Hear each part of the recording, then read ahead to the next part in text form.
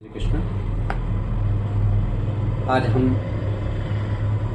आने वाली जो श्राद्ध है 7 तारीख से, उसके बारे में बात करेंगे। श्राद्ध क्यों किया जाता है, श्राद्ध किसे कहते हैं और श्राद्ध करने से क्या फायदा होता है। श्राद्ध श्रद्धा का नाम ही श्राद्ध है। जो श्रद्धा से किया जाए उसको श्राद्ध कहते हैं।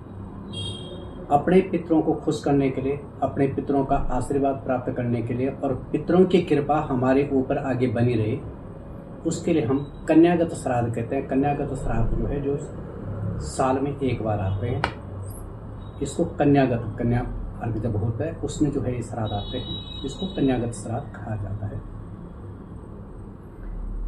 कई लोगों का मानना है कि जो हमारे पूर्वज चले गए तो उनके निमित्त देख करके क्या फायदा है या उन तक वो कैसे पहुंचता है, उसका एक साधारण सा आपको हम बता देते हैं। आप यहाँ से किसी और शहर में अगर पैसे ट्रांसफर करते हैं तो आप वहाँ पैसे देने नहीं जाते हैं। जैसे आजकल चल पड़ा है गूगल पे हो गया, पेटीएम हो गया, कुछ भी, तो आप यहाँ से करते हैं तो वहाँ उनके अकाउंट में चले जाते हैं। तो वैसे ही जब आप अपने पितरों के निमित्त कोई तर्पण करते हैं या कोई अन्नदान करते हैं तो वो भी जीवाश्म के रूप में उनको प्राप्त हो जाता है। श्राद्धों कैसे करना चाहिए, श्राद्धों में क्या करना चाहिए।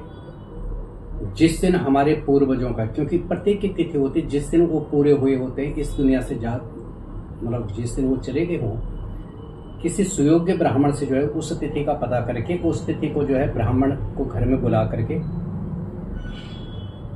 छोटी सी पूजा होती है, पृथ्वी की पूजा होती है, ज्योत की पूजा होती है और उसके बाद जो है सूर्य भगवान की पूजा करके पितरों के निमित्त तर्पण जरूर कराना चाहिए, क्योंकि तर्पण से ही पितरों को जलदान मिलता है।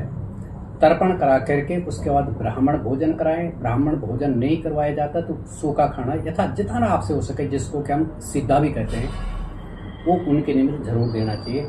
और उसके बाद ब्राह्मण के पैर छू करके और उनको यथाशक्ति जितनी आपकी शक्ति हो दक्षिणा दे करके उनसे आशीर्वाद प्राप्त करें। अगर आज आप तर्पण करते हैं तो आपके पितर या हमारे पितर किसी भी योनि में कहीं पे भी होंगे। सपोज एक छोटी सी बात है, अगर हमारे पितर उस दिन जो गाय की योनि में गए हुए हैं और उस दिन वो श्राद्ध है, तो आपने यहाँ जैसे ही पितरों के निमित्त तर्पण किया, अन्नदान किया, वैसे ही गौशाला में जाकर के जरूर कोई ना कोई जो है ना वहां पे उनको चारा खिला देगा।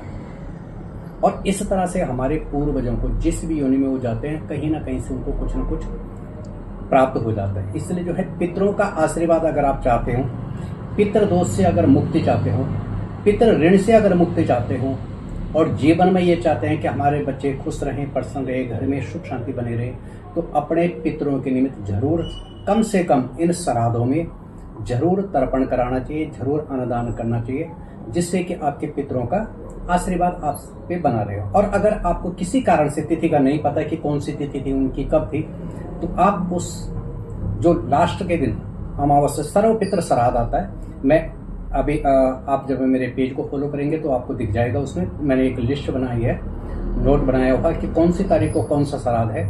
अगर आपको नहीं पता कि उनकी कौन सी तिथि है तो आप सर्व श्राद्ध जिस दिन आते अमावस्या के दिन, उस दिन जो है उनके निमित्त जरूर कराएं।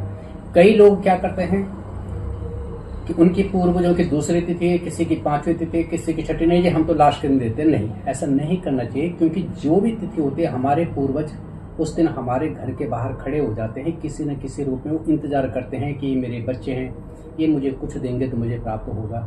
और जब हम उनके निमित्त कुछ भी नहीं देते हैं तो वो नाराज होकर के चले जाते हैं, वो मुड़ करके नहीं आते। फिर ये ना सोचो कि फिर वो अमावस को फिर आएंगे, नहीं, वो मुड़ करके नहीं आएंगे।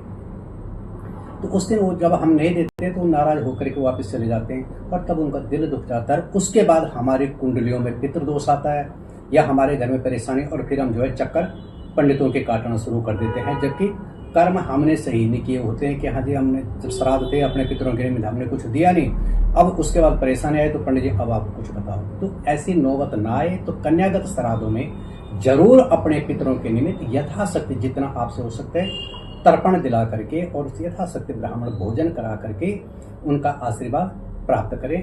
धन्यवाद। मैं पंडित दिनेश प्रसाद भट्ट। अधिक जानकारी के लिए आप मेरे पेज को फॉलो करें तो आपको और भी विस्तृत में जानकारी पता लगेगी। धन्यवाद।